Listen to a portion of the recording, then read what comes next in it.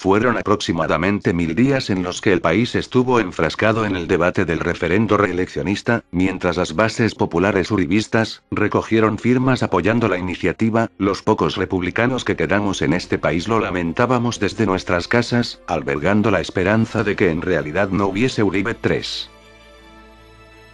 El partido de la U radicó hoy en la registraduría el primer paquete de firmas que los autoriza para iniciar el proceso de recolección de 2 millones de rúbricas más para promover la segunda reelección del presidente Álvaro Uribe. Para Uribe, siendo un presidente muy popular, conseguir el aval del pueblo era pan comido. Por tanto, los uribistas presentaron sus firmas, aunque tiempo después se especuló sobre la oscura procedencia de algunas firmas. Sin embargo, el proyecto pasó, y fue presentado en el Congreso de la República.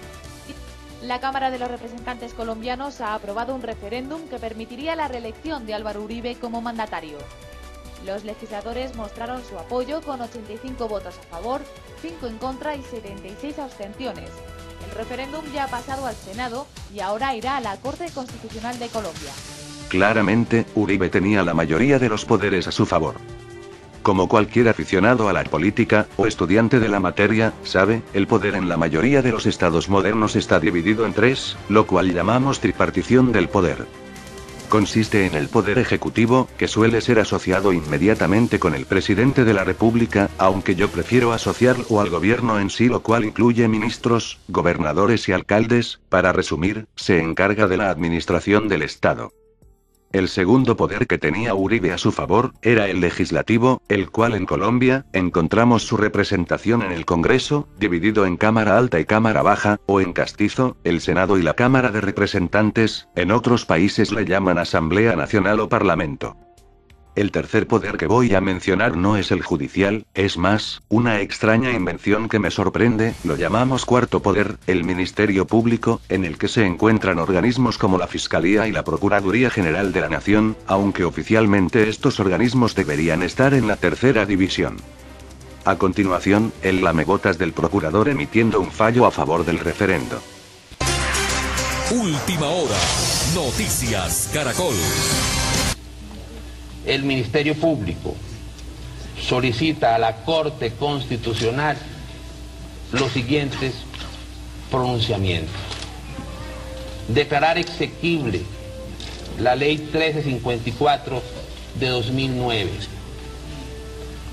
Segundo, ordenar estarse a lo decidido en el ordinal quinto de la sentencia C-551 de 2003, declarando inexequible la expresión voto en blanco. Como leyeron en la cinta, Uribe tenía que someterse a las garantías electorales, lo cual traducimos, de haber sido aprobado el referendo eleccionista, Uribe no hubiese tenido la oportunidad de lanzarse en este periodo de todos modos, ya que las elecciones son en mayo, y preparar un referendo tomaba meses para el Consejo Nacional Electoral.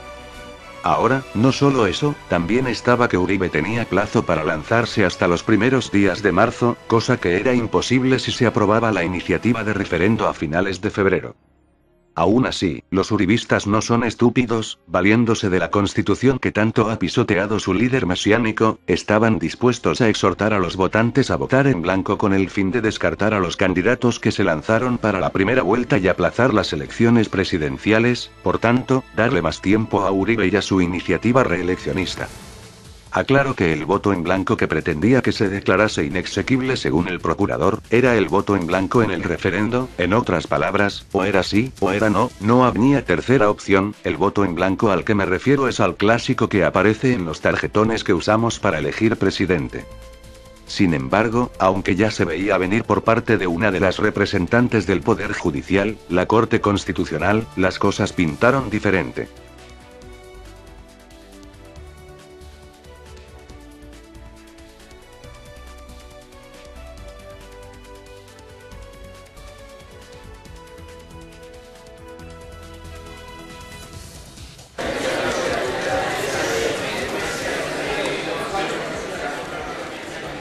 Conclusión. Los vicios de trámite referidos, los cuales tuvieron lugar en el curso de la iniciativa ciudadana y durante el procedimiento legislativo que culminó con la expedición de la Ley 1354 de 2009, ponen en desconocimiento de importantes principios constitucionales y de los procedimientos formales previstos por la Constitución y la ley para la convocatoria de un referendo de iniciativa popular reformatorio de la Constitución. No se trata, por lo tanto, de meras irregularidades formales, sino de violaciones sustanciales al principio democrático, uno de cuyos componentes esenciales es el respeto de las formas previstas para que las mayorías puedan pronunciarse legítimamente. Decisión. En mérito de lo expuesto, la Corte Constitucional de la República de Colombia, administrando justicia en nombre del pueblo y por mandato de la Constitución, resuelve declarar inexequible en su totalidad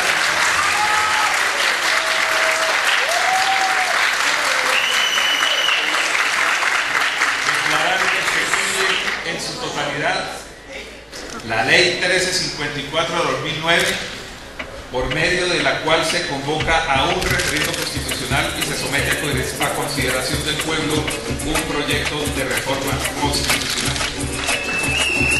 Ok, repitamos esa parte.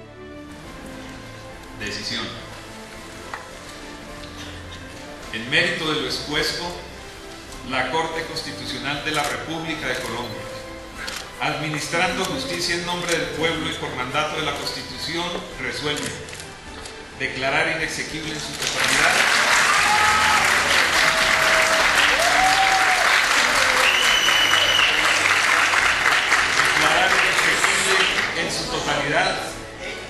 la Ley 1354 de 2009. Pero el estado de opinión es una expresión del Estado de Derecho, no es una oposición al Estado de Derecho. El estado de opinión, como elemento del Estado de Derecho, tiene que respetar la ley, tiene que respetar la Constitución. La participación de los ciudadanos no puede ser contraria a la ley, no puede ser contraria a la Constitución. El único sentimiento que albergo es un sentimiento de amor a Colombia, el sentimiento con el cual nací, el sentimiento que se agrandó en mi primer hogar, el sentimiento que se me ha vuelto ilimitado en el contacto diario con mis compatriotas. Deseo que en los años de vida que me resten, yo pueda sentir todos los días más amor por Colombia. Muchas gracias. Tengo que admitirlo, eso fue un epic win político, al nivel de un estadista experimentado o en su defecto, un político que sabe lo que le conviene. Ahora, ustedes se preguntarán, pero Ivette, ¿qué tiene eso de importante? Si de todos modos ya se sabía que la Corte iba a tomar una decisión de ese calibre. La razón es sencilla, aunque ustedes no lo crean, especialmente mis amigos colombianos, esta decisión fue histórica porque indica que todavía en Colombia se puede decir que hay una independencia entre los tres poderes. Es cierto lo que dice Uribe, es importante la participación del pueblo, en este caso, el pueblo tendría derecho a elegir el presidente que requiera, pero la democracia no son solo derechos, también hay reglas del juego que establece la Constitución. Aunque no lo creamos, cosa que es ampliamente dolorosa para los que alguna vez fuimos idealistas en esta materia, el pueblo se puede equivocar, tal vez hoy lo miremos con desdeño, pero políticos como Hitler, sin ánimo de comparar a Uribe con este dictador, en su época fueron avalados por mayorías guiadas por una promesa mesiánica. Admito que me caen mal los seguidores de Uribe, y que considero que en partes distintas a las económicas y de seguridad, la gestión de Uribe fue especialmente deficiente. Aún así, sin ánimos de mezquindad, reconozco como opositora ampliamente equilibrada, los logros de la administración del presidente Álvaro Uribe Vélez, presentándolos como significativos en una década que empezó con el auge de una violencia sin sentido. Queda llamar al futuro presidente, que según tengo informado podría ser Juan Manuel Santos, que al tomar las riendas de este país, continúe las políticas de seguridad democrática, extendiéndolas en las ciudades, donde la seguridad no goza de puntos a favor. También resaltar el estado de emergencia social en el que se encuentran muchos colombianos, el cual no se debe descuidar, además de los aspectos económicos. Por último, resaltar la importancia de la participación del núcleo de ciudadanos, como motor del Estado moderno, núcleo del que deberían salir nuevos líderes, así, renovando las clases políticas. Hoy, Colombia puede erguirse como un ejemplo para la región, en el que triunfa lo que nuestros antepasados, liberales en su mayoría, lograron en esta materia, demostrando que las ideas buenas se pueden aplicar, además de mejorarlas. Que viva el Estado de Derecho, el cual, junto al pueblo colombiano, son los más beneficiados de esta histórica decisión de la Corte Constitucional. Muchas gracias por su atención.